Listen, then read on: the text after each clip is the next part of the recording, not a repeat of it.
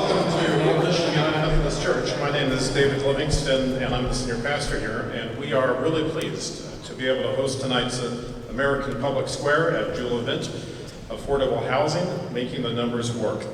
Old Mission is a 77-year-old church. We're sitting right now on property that was largely donated to the church from J.C. Nichols.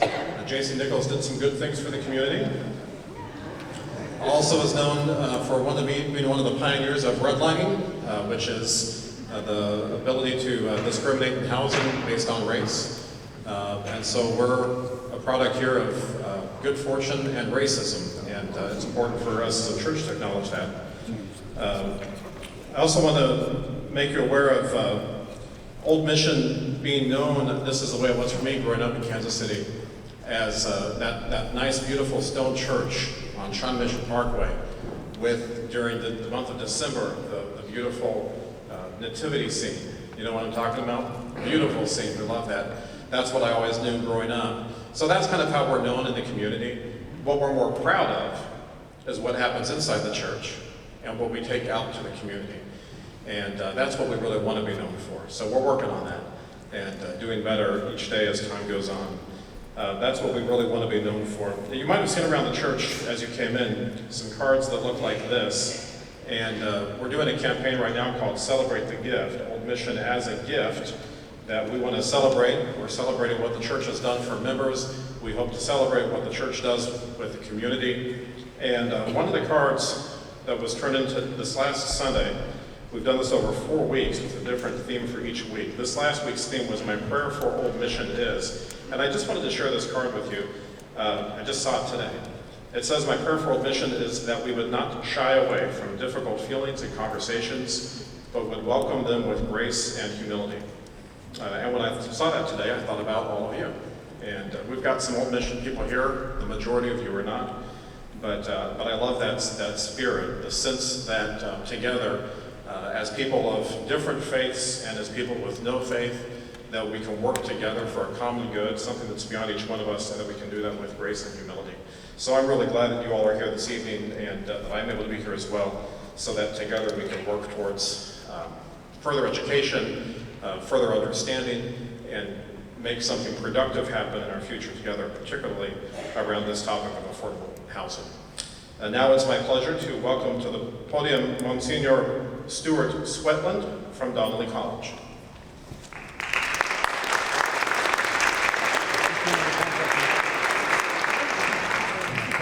Good evening. It's such an honor to be with you, and I too want to welcome you to the American Public Square at Jewel's event, Affordable Housing, Making the Numbers Work. I am Monsignor Stuart Swetland. I'm the 7th president of Donnelly College as we are in our 70th year. We are very proud to be co-sponsoring this event. This is the second event in the American Public Square Donnelly series, which takes up important social issues impacting us locally, nationally, and also regionally. I'm also proud as a president that 2 of tonight's participants are Donnelly alums, got their start with Donnelly College, which is an example of what we try to do in forming people to become, as we like to say, the best version of themselves. Donnelly College believes it's very important that the church, and I would say religious organizations as a whole, learn and model how to listen. How to listen. My spiritual director tells me all the time, he says, Stuart, you have 2 ears and 1 mouth. You should listen twice as much as you speak. Well, if you know me, I speak a lot, so that means I have to listen a lot, and perhaps more wisely than I do. These events allow us to have serious conversations about important issues. And we need to have that in our nation and in our city. We have to show that there is a possibility of people from diverse backgrounds and diverse belief systems, and even sometimes diverse philosophies, that we can come together and seek out the common good. For there is a good that we all hold together that makes this nation and our city a beautiful place to live. Tonight, I hope that we take one step forward by learning how to listen to one another and see how we can make our communities more affordable, more accessible, more integrated, and more diverse. Thank you. It's now my pleasure to welcome to the podium the founder and CEO of American Public Square, Ambassador Alan Prince.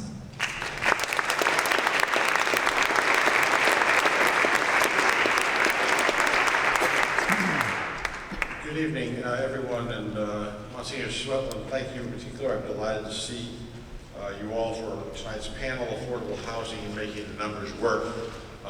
As Monsignor Swetland said, this is the second in the series that American Public Square Jewel is doing with Donnelly College, and we feel very honored to have them as our partner.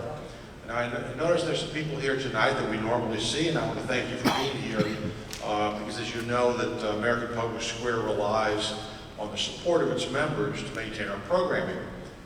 Just a quick show of hands, if you're a member of American Public Square, would you raise your hand, please?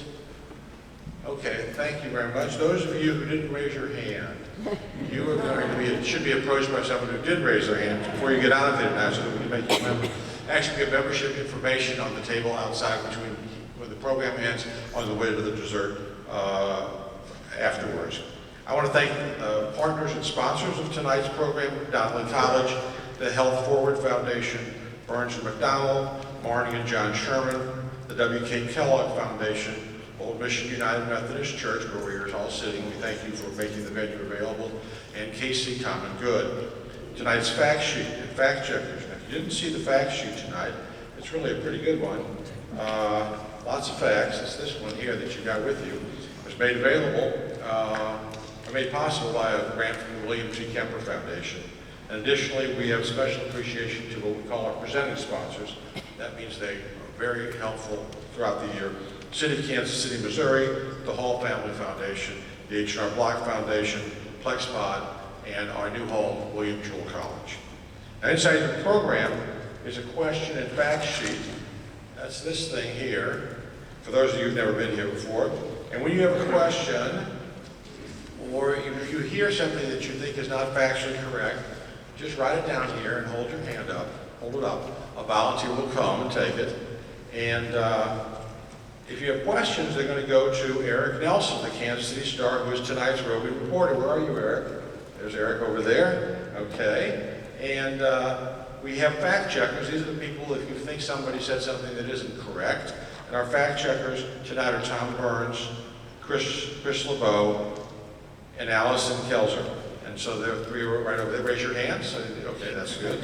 So if you hear something, Pamela, you say something and they start working, you know, I don't know what to tell you. Okay, and finally, in the interest of keeping the conversation flowing and of course civil, we request that you do not clap or show your boo or cheer or anything like that. Anything that you hear, we think that if you agree with what you're hearing, you should just go like this. If you go like that, and that way the conversation can flow without interruption.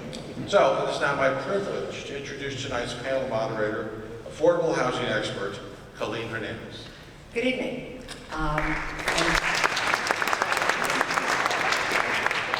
I'm delighted that you're here tonight.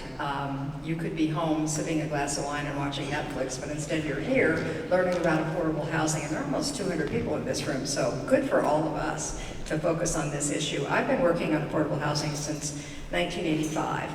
And in those 34 years, there have been times when our community really pulled together and put our shoulder to the wheel and worked hard on this issue. And there have been other times when the whole issue just fell off the screen, like in the last few years. So it's gratifying now when we open the morning paper, we see Mayor Lucas, we see the national presidential debates, we see the topic is coming back on the radar. My hope when you walk out that door tonight is that in this next hour and 10 minutes, we will help you be clearer about what the need is, about what the causes of the shortage of affordable housing are, about some of the incremental progress and some of the major innovations that are happening that the panelists will tell you about, as well as some things that are on the horizon that we can all work together towards. So it's my pleasure at this time to introduce a stellar panel, which is very well balanced between public sector, private sector, and nonprofits. To my left, please help me welcome Jennifer Tidwell, who's with the City of Kansas City, Missouri, serving as the Division Manager of Housing and Community Development. Jennifer is a former formerly the Regional HUD Director, staff at the State Housing Finance Commission. So she's seen this issue from a number of vantage points. Next to Jennifer is Brennan Crawford, Executive Director of Community Housing of Wyandotte County, which is a highly productive and respected nonprofit community development corporation, member of the NeighborWorks America network. To Brennan's left is Doug Price. Doug is the owner of Price Brothers Companies, which includes development, management, construction, and residential. And to the far left, not politically necessarily, just to the far left, is Dr. Amy Hartsfield, who is a community activist and leader. She's formerly with the Kansas City School Board, and she is a founder of the nonprofit KC Inner City Pioneers. So a very stellar and well-balanced panel. I invite you to join me.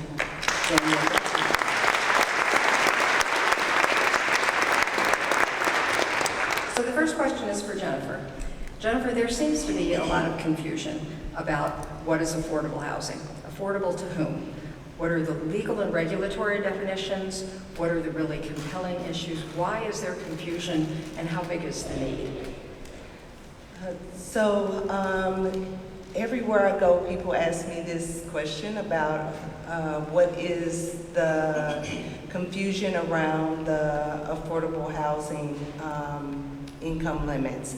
And a lot of that confusion really has to do with the programs that are actually in existence right now. HUD has a income limit that they put out every year, and that income limit relates to the programs that they put out. So whatever those income limits are for the programs that they have, they use those limits across the different programs. So some of the programs will require 80% of median income. Some of them will require 50% of median income. Some of them require even 30% and less of median income. So in order for us at the federal government and the state government and even the local folks that get those federal dollars, they have to use those federal guidelines in order to be in compliance with those programs that they get money from the federal government from. And so that's why there's a lot of confusion out there as to why are we using one income limit over another income limit. For instance, if you have a program that's at 80% of median income, like a home ownership program, so HUD gives us money to do home ownership around the country, and then the banks say, okay, I will only lend to folks at 80%. Well, I might not be able to get to that 30% with that program. So those are the reasons why there's a lot of confusion out there as it relates to the income limits. However, I always tell people I look at the real issue here is whether these folks are cost burdened and how can we help them and how many folks are out there to do that. And so I just want to read a few statistics for you as it relates. Jennifer, can you drill down a little bit on what cost burden means? So cost burden is whether or not you're able to afford. So the cost burden rule of thumb is you should be able to, you should not pay more than 30% of your income in rent or in a mortgage. And so if you pay more than that, that means that you're cost burden. So in our community, the cost burden is really high, especially for those that are under the 30% or below median income. So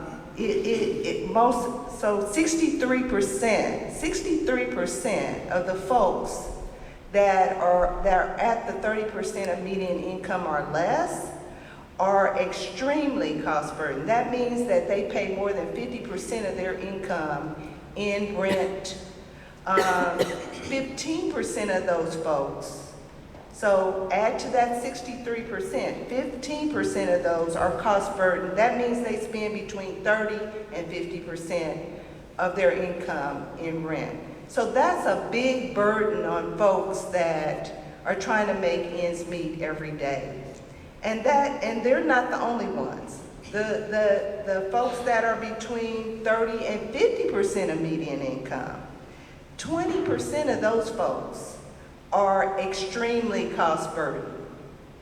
52% are cost burdened between 30 and 50% of their income. They pay more in their income. So as you can see, it gets smaller as you go further down, but that is really the real issue here. How do we fill that gap as it relates to that income? We either have to bring the cost of housing down, subsidize housing more, or we have to bring those incomes up. And I think that we have to try to do both of those at the same time. Wonderful, thank you. Next question, Brennan. Your vantage point is deeply local. Brennan and I had lunch over at Sarah's on the Hill on Strawberry Hill. He knew everybody in the place. It's a wonderful place. We highly recommend it. They have good pizza. You work every day in a number of communities in Wyandotte County, and you also are very tuned into the national scene. So when you think about this, both locally and nationally, what do you think some of the underlying causes of this shortage of affordable housing is? Sure. So a couple things. I will say, kind of just in talking a little bit more about affordability from my perspective as a nonprofit housing developer, to put a little, just to put some very practical numbers on it. For me, when I talk to funders, whether it's philanthropic funders, my lending partners, when I talk about affordable housing, what I'm generally talking about is housing that consumes less than 30% of a family's income at 80% of their median income. So for me, in Wyandotte County, $41,000, $42,000 a year is median. So, we're talking about $900 a month, basically, is when I'm talking to our philanthropic and banking partners. That's kind of what I'm talking about. And so if you start there, the number of families that can afford, $900 a month for a high quality place to live, and then I start to think about why aren't there more places like that in the neighborhoods that we serve. It's a bunch of different stuff. It's, as Jennifer was saying, you've either got to bring the cost of housing down by subsidizing it on the front end, or you've got to bring people's incomes up by giving them additional income to pay for their housing expenses, which you could do through employment policies, or you can do with direct subsidy like housing choice vouchers, a number of different tools. But all that is to say that construction costs have risen way faster than incomes have risen. That's true locally, it's true nationally. The way that we feel it in Wyandotte County, for example, is, and let me also back up and say, the other thing is that the federal government gives cities a lot less money now than they did 10 years ago, 15 years ago, 30 years ago to support the construction of affordable housing. So you've got diminishing federal subsidies, which a lot of nonprofit developers have historically relied on the construction finance side, and then also through down payment assistance and other mechanisms to help lower income folks afford their housing payments.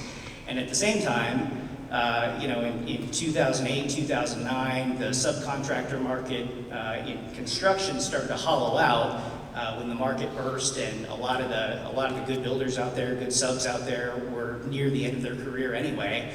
And so we've got this situation now with rising labor costs because of the shortage of qualified, skilled labor. And then we've also got material cost inflation that's going on across the country that is largely a direct result of the increase in natural disasters.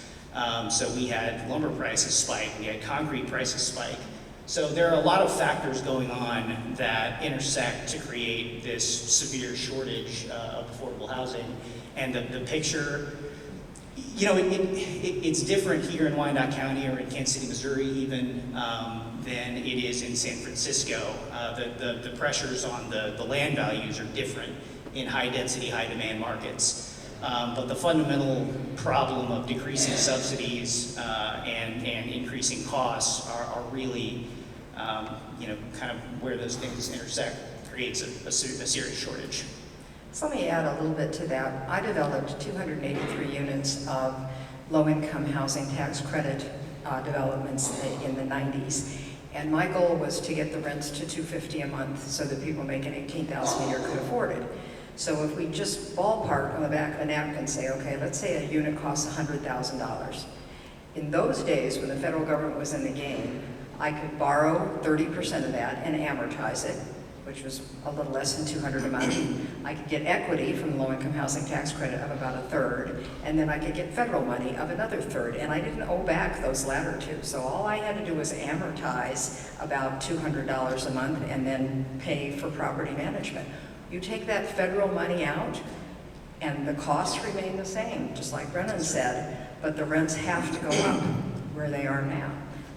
The other number that I think is significant comes from a guy named Dr. Kirk McClure at KU in the planning department, and he looks at census data and he compares how much people make to how much rents are, and his conclusion in Kansas City, Missouri alone is that we need 25,000 homes that cost less than $500 a month, and nobody is developing those.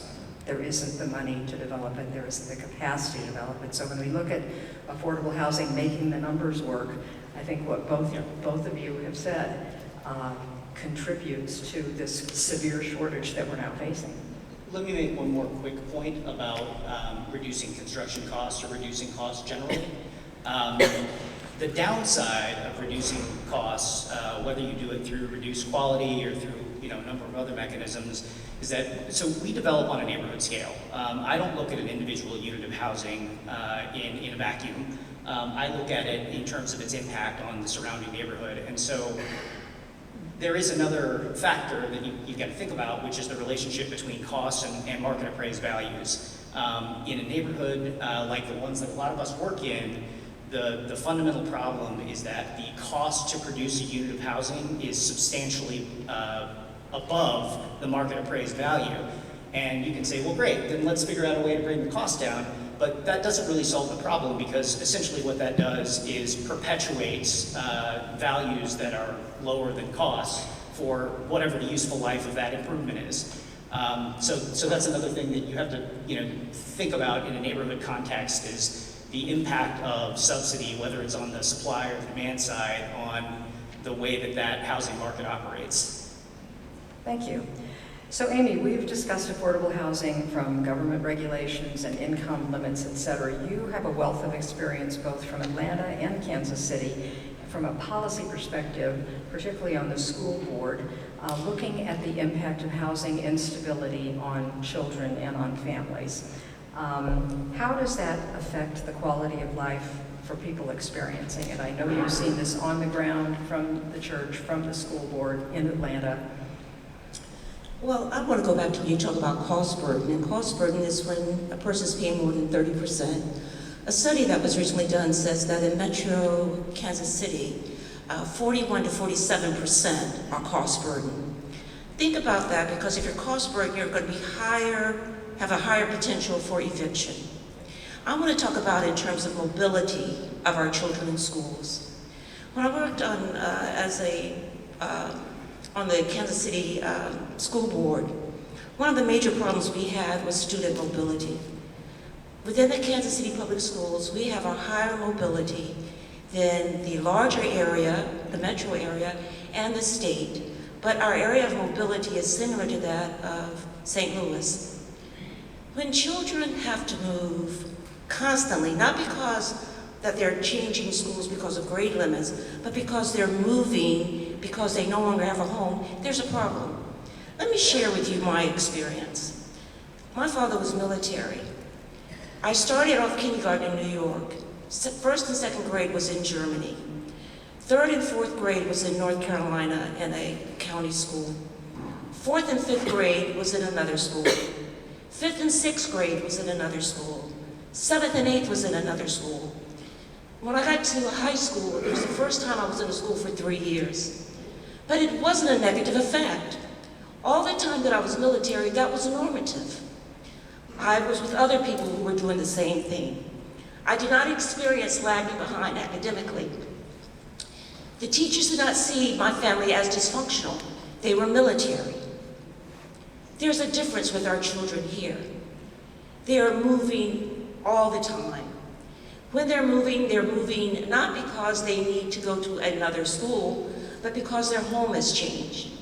Think about yourself at your work. If you went into a job and you come back the next day, your office has changed.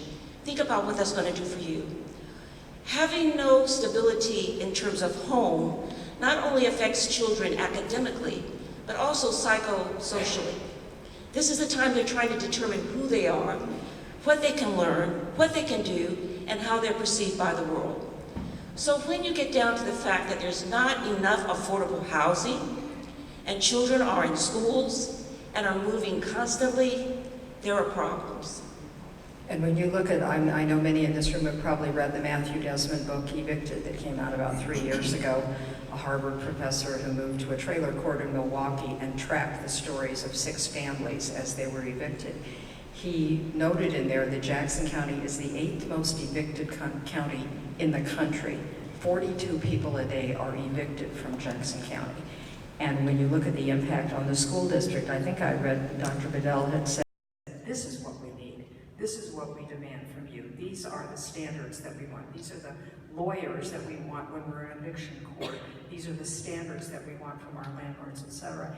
So I know we're getting to the what now, that I would strongly encourage you, next Thursday, the Tenant Bill of Rights is going to be introduced to the City Council. Quentin Lucas is 100% on board with it, read the 15-page document. Being a lawyer, he marked it all up. He's presenting a draft to the City Council. So the people whose lives are affected are closest to the problem and also have some great ideas about solutions. Does anybody want to respond to the why we are here at Old Mission, Alana? So forgive me, we don't usually do it this way. Good evening, my name is Alana Mueller. I'm the Community Development Director for American Public Square. And this question's actually come up a couple of times. In fact, the most pointed way that it was asked is why are we having a conversation about affordable housing, which was classified as a Kansas City, Missouri problem in a wealthy community on the Johnson County side. And I'll tell you, we have to get out of this neighborhood mentality. We have to start thinking of the Kansas City metropolitan area as one big neighborhood because we're all living here together. And there are more than 200 of us in this room tonight, so what that tells me is that we care about each other. That's the work that KC Common Good is doing relative to American Public Square, and I would say that's the reason. We're also here because of the generosity of Old Mission United Methodist Church, which said we want to have this conversation here. And you heard Reverend Livingston talk tonight about the fact that the land that we're standing on tonight was donated by the person who architected redlining in our community. And so the fact that we can now say, okay, we have a responsibility to take care of it, that's the reason we're in Fairway. So thanks for the question. I want to follow up, since we're in Kansas, with what you can do in Kansas. Advocate for the state tax credit in Kansas, because we've never had it in Kansas. Support inclusionary zoning, linkage fees, any other public policies that can promote affordability. And there are a bunch of people in this room who are connected to people with philanthropic resources, right? You may have philanthropic resources of your own. The thing that I would ask of you is find an organization that's doing good work, support it, but I would ask that you think of it not as charity, but as equity. Kind of following up on what Alana just said, you know, we have a responsibility. It's justice, it's not charity. So. Thank you. Okay, let's shift gears and look at some of the incremental progress and some of the great leaps forward that we want to make. Jennifer, a question for you. We have a new mayor, Quentin Lucas. I heard him interviewed on the Kraske show after the primary, and Kraske said to him, well, Councilman Lucas, the Sly James legacy is going to be the airport. What's your legacy going to be? And he said, and I quote, there are 9,000 vacant homes in the urban core of Kansas City, Missouri.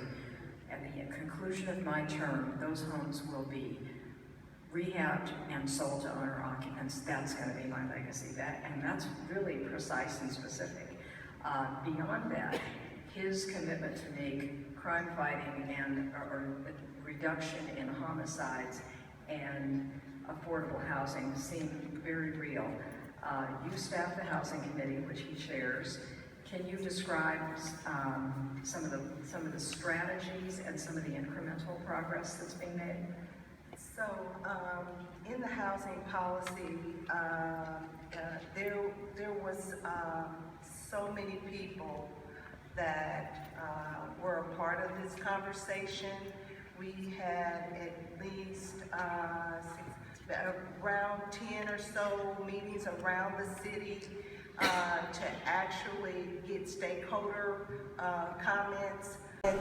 Out of that, a lot of great organizations gave their suggestions in terms of what that policy should look like. As a result, that was actually passed, that housing plan was actually passed by the council. And they are making incremental changes to policy. There's a couple of different ordinances that are already in place. The Housing Trust Fund, the framework for the Housing Trust Fund is in place. We have to now go out and figure out how to fund it, so that is happening as well. We have adopted streamlining on permitting for affordable housing, so that process is coming to fruition as well. We have expanded fair housing for domestic violence and sexual abuse victims because prior to this ordinance, they could be evicted for just being abused versus saying that they can stay in the place that they're living. So there's been some ordinance related to parking and reducing the parking requirements so that we can build more affordable housing. And I'll tell you this conversation is continuing in Kansas City, and I expect that there will be more and more ordinances that are a part of that housing plan as we go forward. And I will say all of this is music to my ears because I am such a housing advocate and really want to see a lot happen in Kansas City. Another issue that some of you may know about is the Healthy Homes program that many of us worked on. I know Jim Stacy is here somewhere. He and I worked to get that passed a year ago, August, and it says that the landlords of the 91,000 rental units in Kansas City, Missouri have to subscribe to certain basic healthy standards. They have to provide hot and cold running water. They have to have locks on the doors. They have to have a working furnace, certain basic standards. They also have to register with the city. So happy to report that a year later, 40% of the kids in the district, in the school different from where they started. Amy, also, your block, the 3100 block of Garfield, you were telling me the story about your struggles to get a bank loan. Right. I came to Kansas City in 2008 with my husband, and we lived in Atlanta just like when we lived here. We were always committed to living within the neighborhoods that we serviced. So we bought a house 2 blocks from the church, and we wanted to renovate this house. Well, we had collateral. We owned 3 houses in Atlanta. We had jobs. We had everything we needed to do it. But their bank said, no, when we look at other houses around you, we cannot give you the loan for the house. They wanted to give us like $30,000. We had to do over $100,000 in renovation. So you look at communities and you say persons are not living in houses that they don't renovate because they don't want to, but they cannot get the financing from banks to do the renovation, not because they don't have the collateral or the income, but because the areas, as was stated earlier by the pastor, had been redlined, and that they are not able until they are redefined to qualify for loans that will allow you to build up your home, to build up your community. And also what Brennan was saying about the market value. So if I'm a banker and I look and say, well, wait a minute, you couldn't sell it for what you have in it, so I can't make a loan. The examiner's not going to let me make that loan. The depression in the values is a factor, along with historical redlining, along with the trying to assess the risk. And if I may add one other point, so for example, my house now has a lot decided. We purchased our house in 2009. That lot was $500,000. This year, when I got my tax, $1,110, same lot. So now all of a sudden, it's valued. Yeah, it's curious. So that's a good segue to, Doug, what we'd like you to discuss. Now, your company has the whole waterfront, you know, construction and finance and development of single-family, commercial and multifamily, et cetera. Your grandfather developed homes. Your father developed, your DNA is housing development. When we dwell on this issue, it's easy to just get overwhelmed with the magnitude of the need and the fact that we have about a $3 billion problem here. But if you segue to a very hopeful experience that you and I see Greg Lombardi in the audience are leading in the Likens neighborhood, tell us about that. I think it's very hopeful. And tell us anything else you want to tell us. Thank you, Colleen. We are involved in a neighborhood that is rebounding, and it's the Likens neighborhood. The physical boundaries are, this is Kansas, Missouri.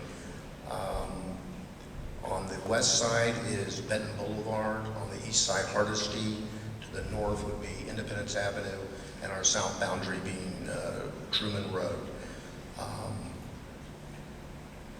We are finding success in I'll call it a three-way partnership. We've heard panelists talk about the lack of federal government financing, and obviously that is true. And what we're finding sustainable is a developer, philanthropist, a private builder, for-profit, and as much public assistance as we can possibly get. In our case, we are working with the neighborhood. The neighborhood is the master developer, and it is a 501c3. The neighborhood association, with financial help, prepares lots, removes contaminants, and delivers lots to builders who are professional in affordable housing, whether it's remodeling or new construction. So both land and houses? Yes. Mm-hmm. So our goal as an association is to provide that land ready to build. The builder these are small operators who are blue-collar builders. They do make a profit. And you have 14 of them, right? We have about 14 different home builders and remodelers combined, that's correct. And with a level of profit driven, they are motivated and incentivized to continue as long as that vacant land or vacant lot is ready to go without poison, proper sewers and runoff and all the civil engineering portions that need to be done. So we're able to attract someone who we are in hopes of building these homes for $80,000 to $90,000. There is the philanthropic part and professional expertise. The builder does make a profit. They have to continue.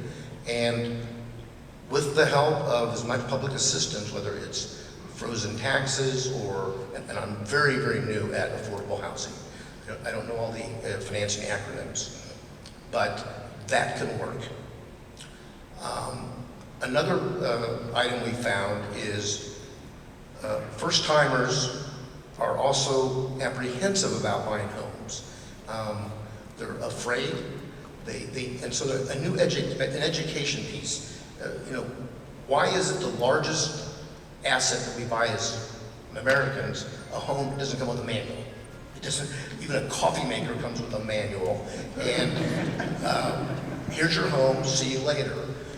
People get ripped off because they don't know how to take care of a home. So this is the sustainability part, is education, getting people comfortable with owning a home, the pluses and minuses. Now, home ownership is not for everyone. And I know of a project, a development in Denver, where it's home rentership. And they are turning people into confident homeowners. And that's what's going to give people confidence. They have to be comfortable with what they're buying. And once again, what other product, you don't buy a pair of shoes without trying them on, we buy houses without living in them. And it needs to be corrected. We're finding success there. And I think Kansas City is unique in terms of affordable home ownership being a reality for people who can make maybe $35,000 a year. In other cities, they have to rent. There's no way. But here, if you turn out a house for $70,000, somebody making 35 who has good credit and can qualify for a bank loan can afford that, and is probably going to, they'd be spending $700 a month on a mortgage payment. They're probably spending $900 a month now. But what it takes, and what Doug is doing, what Diane Cleaver at the Urban Neighborhood Initiative is doing, what Jerry McAvoy is doing, is trying to create an ecosystem that says we need land and houses for nominal cost. We need builders who can come out of pocket, manage a work crew. We need banks who are willing to make these loans, and they are very much available now. And we need consumers, and the consumers are really the magic.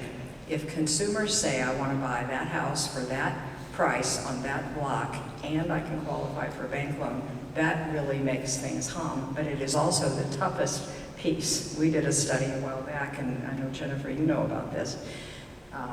When I'm working with Diane Cleaver, we wanted to put together this ecosystem that is the house, the builder, the bank, the consumer. And we said, you know who ought to buy these houses, and you and I, are the 1,427 people at City Hall who make between $30,000 and $45,000. They have to live in the city anyway. It's a 7-minute drive to City Hall. We think we've got a market. But what I know from previous work is that people of modest income mostly have credit problems, like most of us and most of our kids. And when we have, say, an open house in the UNI area, 80 people come through, I say, you can get this house, it'll be cheaper than what you're paying in rent. They look at their shoes and they say, I have bad credit. Everybody has bad credit. It's fixable. Turner Petway is here. He does credit and housing counseling. Credit and housing counseling is readily available throughout our community. And it needs to be, if the consumer will buy it, we know in America and in a capitalist system, if the consumer wants to buy it, whether it's a pet rock or a Tesla or a house, that energy pulls everything else through the pipeline. So it's the kind of thing that we can all probably agree on. Any comments at this point? I would like to Amy? speak to that too. Would you talk about what I would call a culture of ownership? You know, I think sometimes we overlook the fact that if you are limited to having to live in non-affordable housing, if you're in a cycle that you grow up living evicted after evicted after evicted, that's normalized. That's how you understand housing. The reason that many homeowners normalize owning a house now is because in the 1940s, when people were coming from war, they were able to get loans and get houses. So that was normalized, but that wasn't normalized for everyone. Right, white people were able to get those loans. So you have to really stop and begin to understand that normalization and the culture of home ownership was denied to many people and still is by inaffordable housing. So if you bring up a child from time of birth throughout their education, which is then minimalized because they are moving from school to school to school, you are developing generations of persons who will never become homeowners. Exactly. I think that's very eloquent. So I would be remiss if I didn't take this opportunity to shamelessly say that what Doug just described is what CHWC has been doing for 20 years in Wyandotte County. Mm-hmm. So the holistic approach. So that partnership, that third, philanthropy, earned income, and government support, that basically describes the way that we develop single-family for sale infill. I'm going to say this because we sold 18 brand new homes this year, built and sold 18 brand new homes in urban neighborhoods in Wyandotte County. And we do that every year, and part of the reason that it works is because we're a HUD-certified housing counseling agency. So the education piece is absolutely critical. And then the third piece is that you've got to build community amenities that bring people together. And so I just, that model, that is the direction, or at least that we've found some success. And Brennan, I absolutely agree. And I'm going to pick up on the community amenity piece. People like to work and live and shop in their own neighborhood. Yep. They don't like to be transplanted for work and return to a different. They want to feel part of the community. They want to work at the coffee shop in their community, not in someone else's. That's pride of whether rentership or ownership, and that needs to happen. You need to have, whether it's recreational amenities or a work-related or supermarket in the neighborhood. It doesn't work to work in Overland Park and come back. That doesn't work. Okay, we have our roving reporter, Eric. Hey everybody, wow. Hey, out of the gate, we had multiple questions from one Todd Lieberman, so y'all got some catching up to do. So keep the questions coming. Todd, they're all really good questions. I'm just going to give you a chance to ask the one that you want to ask.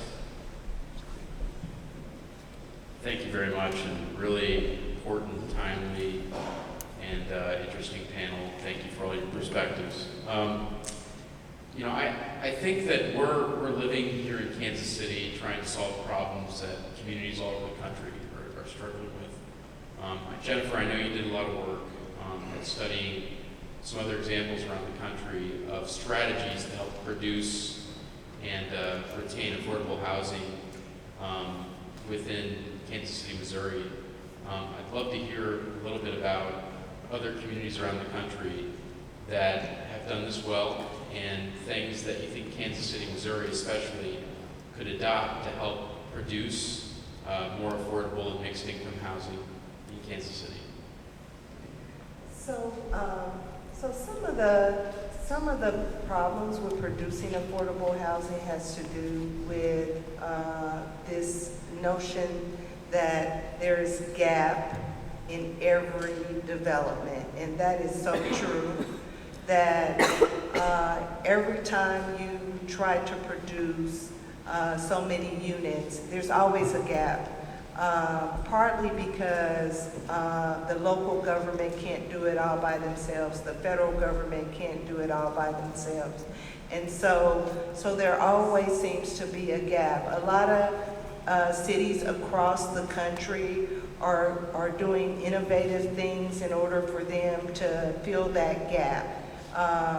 They're doing bonds, big bond issues that basically put money into a housing trust fund, and then they take that flexible money and they help subsidize those gaps.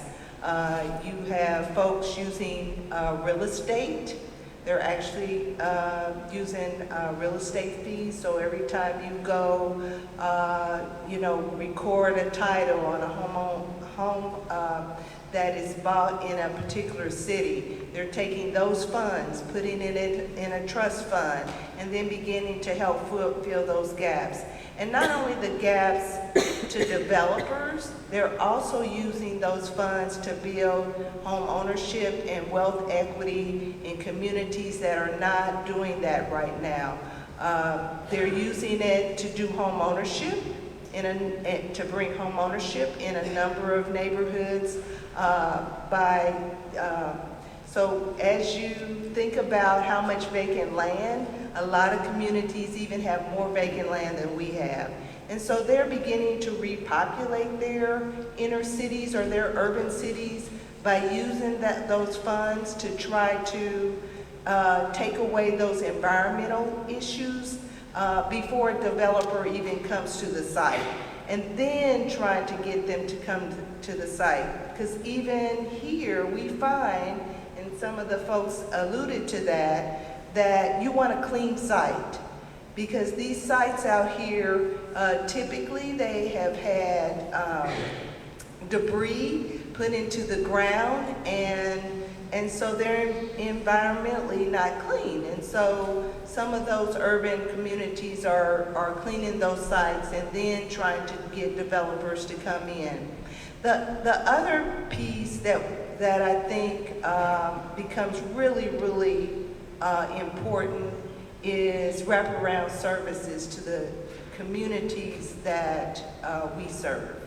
Those wraparound services are so crucial to sustainability in these neighborhoods. We don't have some of that anymore. There's a house there. We used to do that all the time. We build the house or we build the development, and then we go away and we don't use those services to wrap around those families. That is so important today with all the things that are going on. Brennan, you want to add to that? What you've seen elsewhere in the country that's working? Yeah, a lot of those things. I mean, so I will say that I think that affordable housing development is so market context specific because the same medicine that works in one community may not work in another community for lots of different reasons. But in other lower density, lower demand communities similar to Kansas City, all of the things that Jennifer just mentioned are the tools that they're using.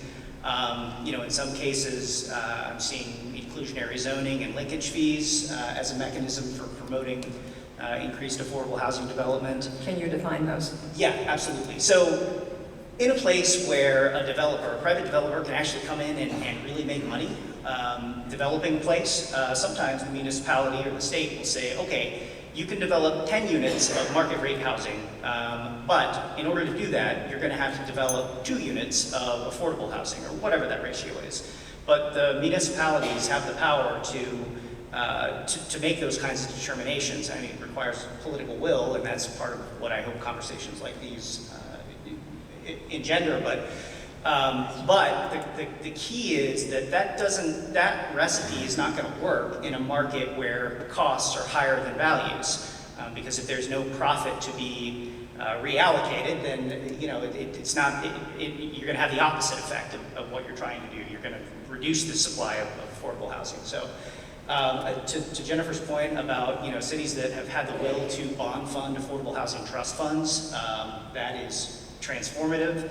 And then I'm just starting to learn kind of a little bit more about how other places are using the community land trust model, which seems to work really, really well in low density, high vacancy markets. So I think there are a lot of really good tools out there. Yeah, I'd like to respond to that question too. So if we think about the shortage, and let's say just for KCMO, we're talking about 25,000 units.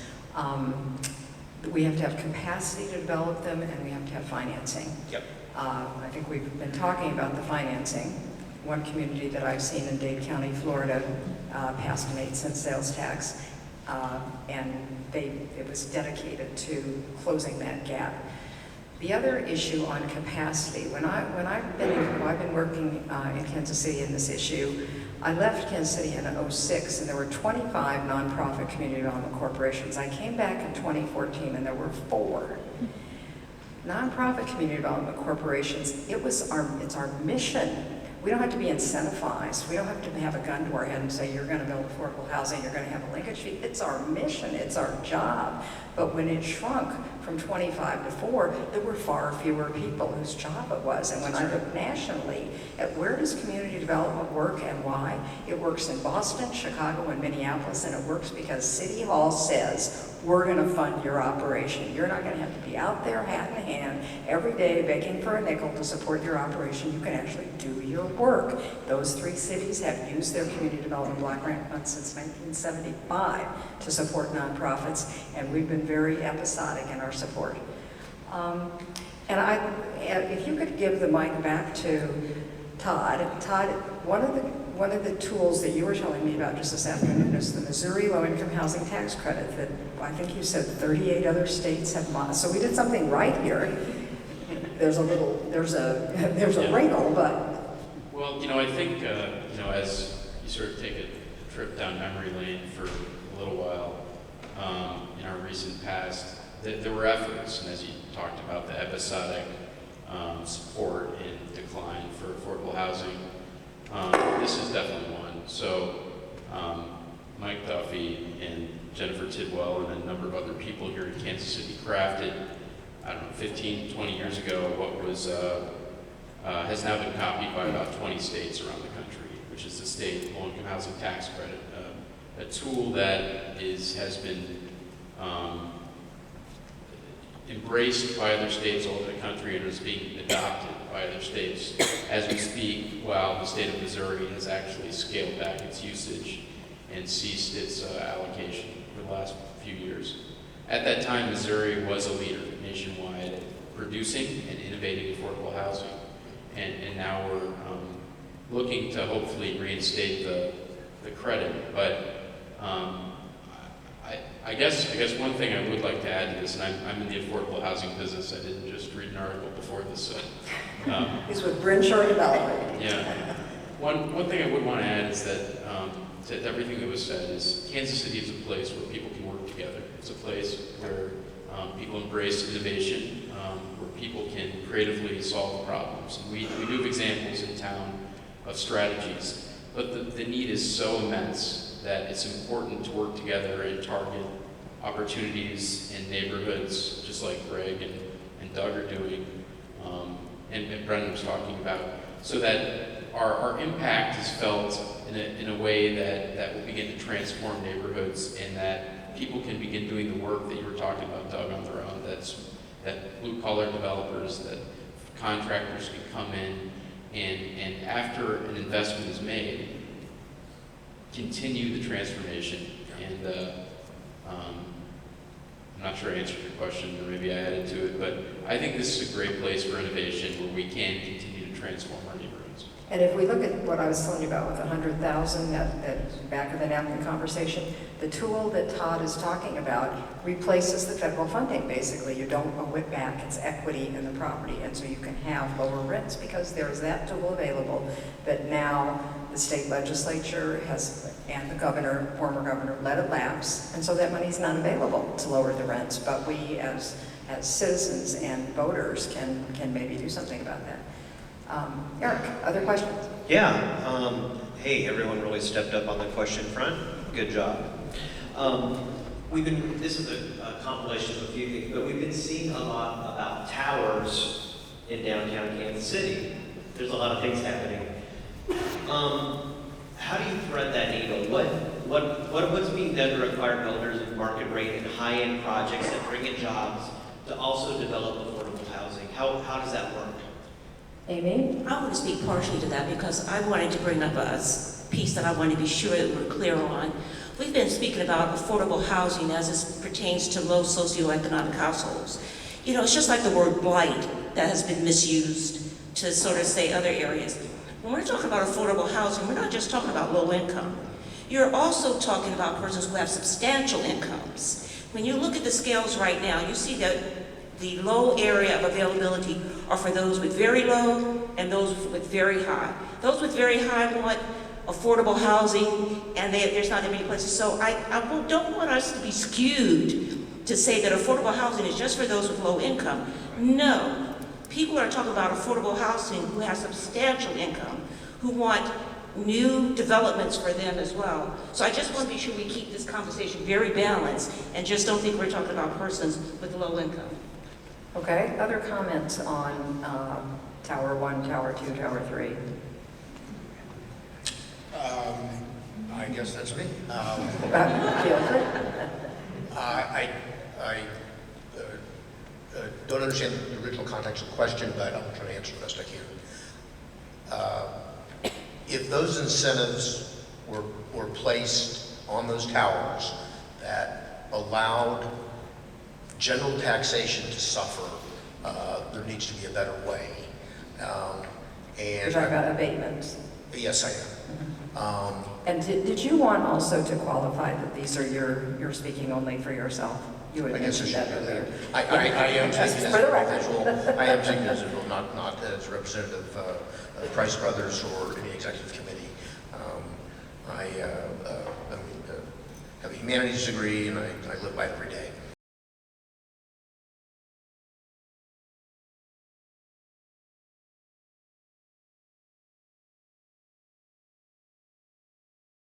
So let's enter the realm of whiteboard blue sky.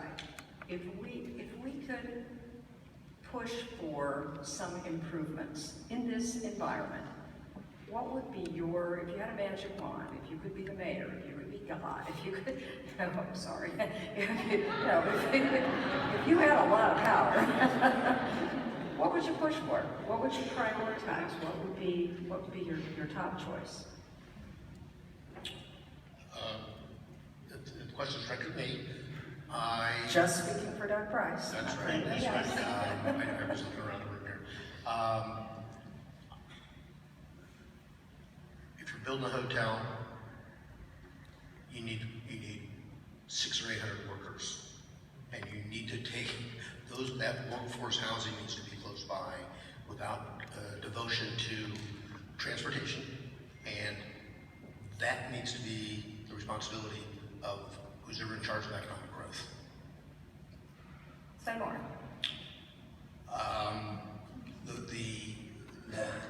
My personal experience, the Likens neighborhood that we are working with, and it is far, far beyond my scope. I'm very blessed to have entered the game at the 50-yard line with the ball through the help of many people, Greg Lombardi and Gail, I see in the audience. But decent housing doesn't necessarily have to have transportation.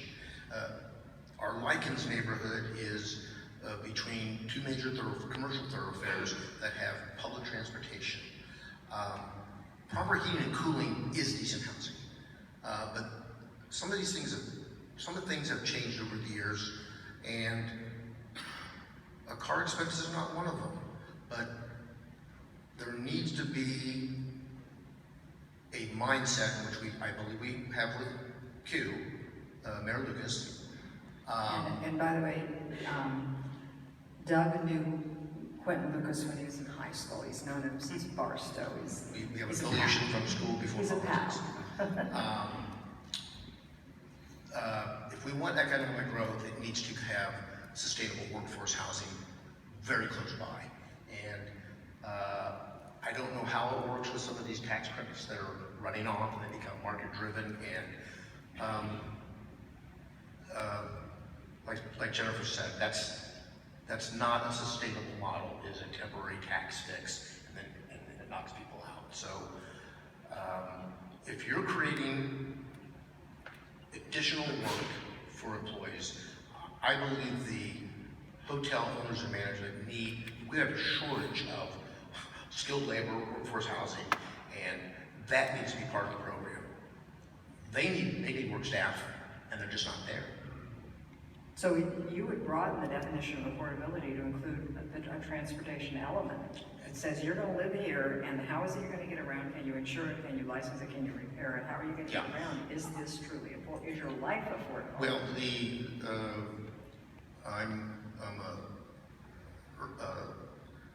believe in urban living, and I think the young people have taught us that we don't have to own a car, and that can go toward housing.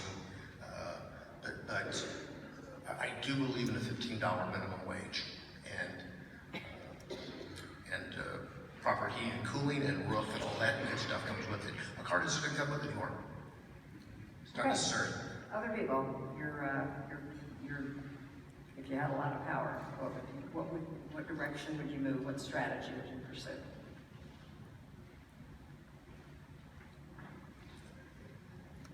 You know, it's sort of difficult because living is organic. It's not this piece or that piece. All these pieces sort of have to work together. And, you know, I do believe that having stability in housing is essential to the development of a constructive person. So I just know this big elephant that we all have to chew on. I don't know how we're going to chew on that, but equally pulling to me is that we have to find a way where there is housing, safe, and decent housing for everyone. and on top of that, where there is equal, excellent education for every child. You know, we can't think about just our child. Every child is our child. Any child that is not educated is a threat to you. Your best investment is to help that child in the venue of school and in the venue of home. When I came to Missouri in 2008, I was astounded because I thought this was a resource-rich city. Per capita, there's more money anywhere. This to me was a city that could do things that many cities could not do if it decided it wanted to do that. We could be a case study in many areas: housing, education. I want to see us live up to our potential. That's what I want. Let me just add on the children and the mobility front, incremental. So there are some things we're doing right. There's a program now in 6 Kansas City, Missouri public schools that Legal Aid and the KC Eviction Project and the school district sponsor attorneys. They have teams of, I think, 6 attorneys who figure out what kids' parents are about to be evicted, and they go to court with them. Now, the data from Matthew Desmond's book shows that if you're represented by an attorney, your chances go from 20% to 80% of being able to stay in that house. So those families now, because of that program, are better able to have housing stability. Another one, I forgot what it was, I'll remember. Who else? Brennan.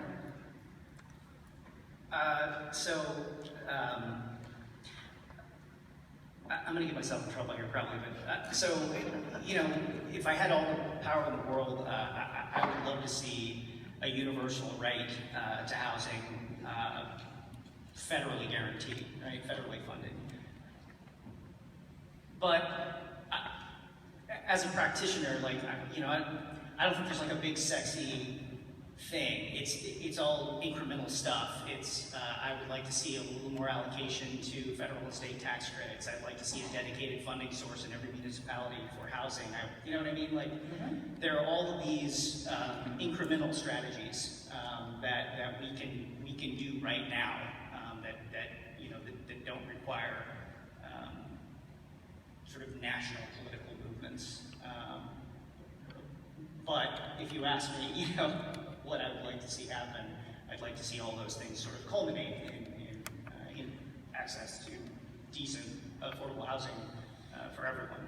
Well, and I think what Amy was saying about the 3 Ps, that we prepare, that we pursue policy, and that we persevere. That I track, because I care about this issue, I tracked through the 2016 presidential race the mention of affordable housing. I just looked everywhere I could. I read everything. I listened to every debate, etc. It was mentioned exactly once. Every presidential candidate, every debate, every op-ed, it was mentioned once in August of 2016 when Hillary Clinton had an op-ed in the New York Times that said if she were elected president, she would double the level of low-income housing tax credits. That was it. Now, it's on everybody's list. It's an issue. People are beginning to see that we need to address this as a community. It needs to be built in. So instead of HUD funding just continuing to deteriorate, there's hope that in fact if well, I shouldn't get that political, but there's hope that the issue will be addressed in the future.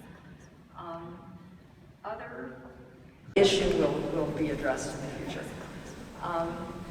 Other magic wands. So very quickly, everyone in this metro region would have safe, affordable housing, and especially those most in need, which are our families that are homeless, our veterans that are homeless, those folks that have mental illness, that they have a place to live.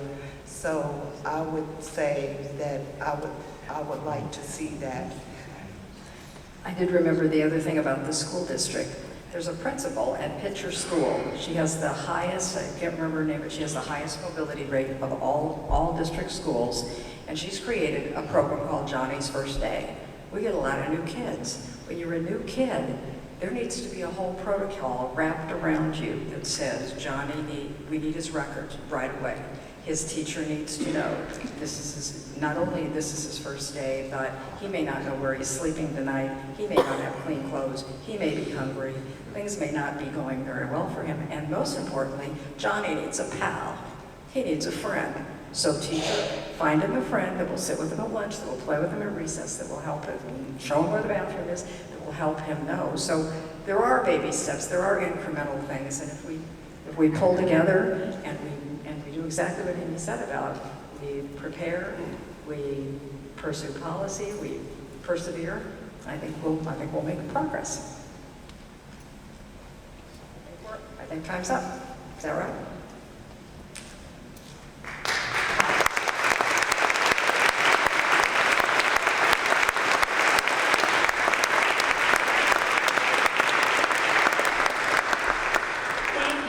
Very much. My name is Claire Bishop. I am the Executive Director at American Public Square, and I'm privileged to be able to make a few closing comments to close this incredible panel this evening.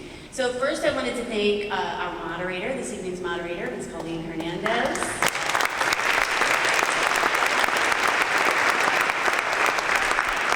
As well as all of our panelists, Jennifer Tidwell, Brennan Crawford, Doug Price, and Amy Hartsfield.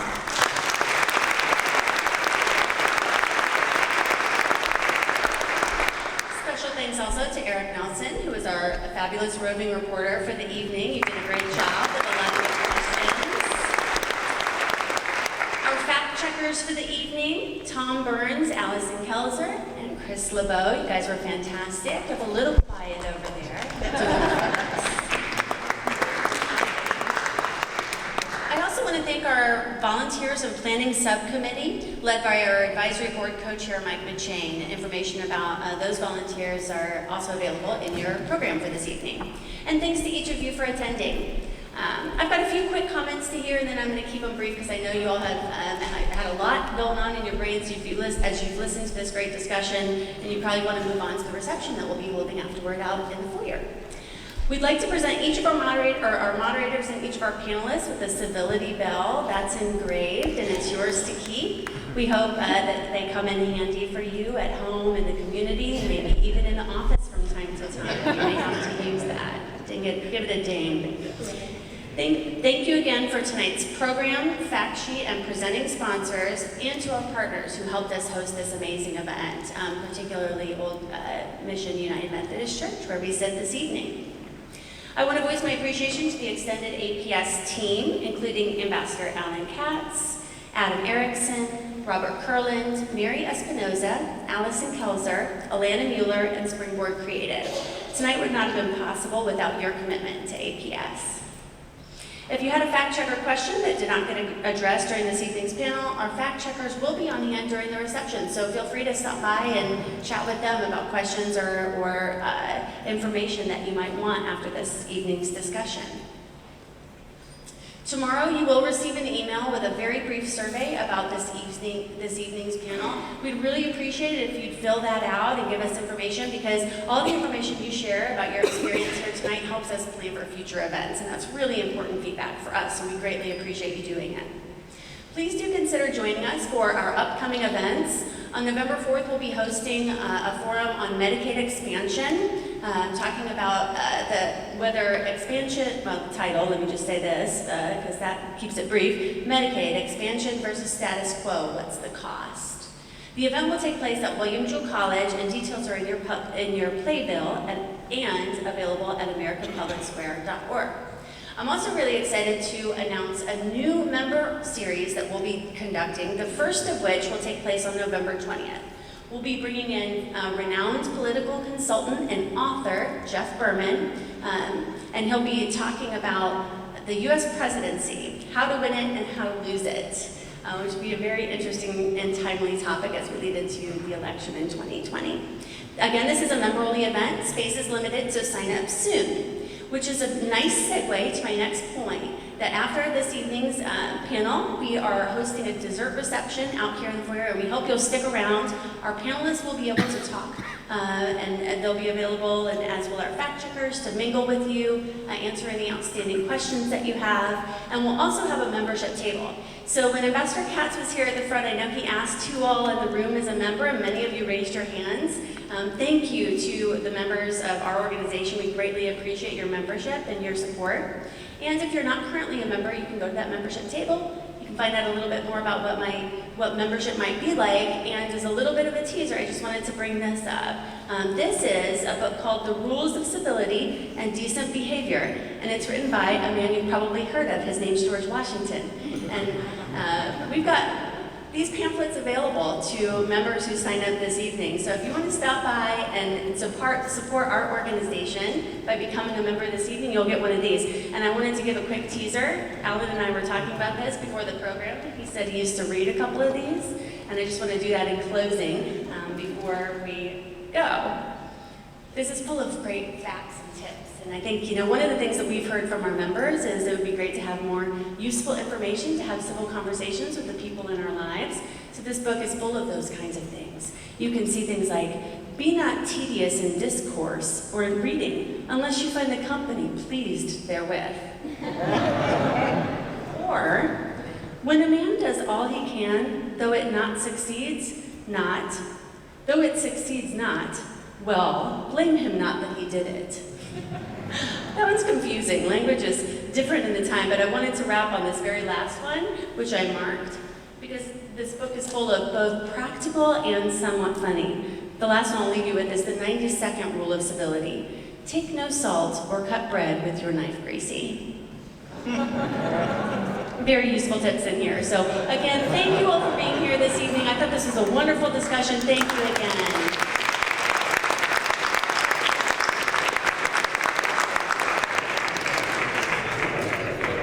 Read that before. I've read parts of that at some point before. I think I lost how to I'm going to make it a point to drive around the neighborhood in Wyandotte County. Oh, sounds good. Yeah. Check out Strawberry Hill. There's a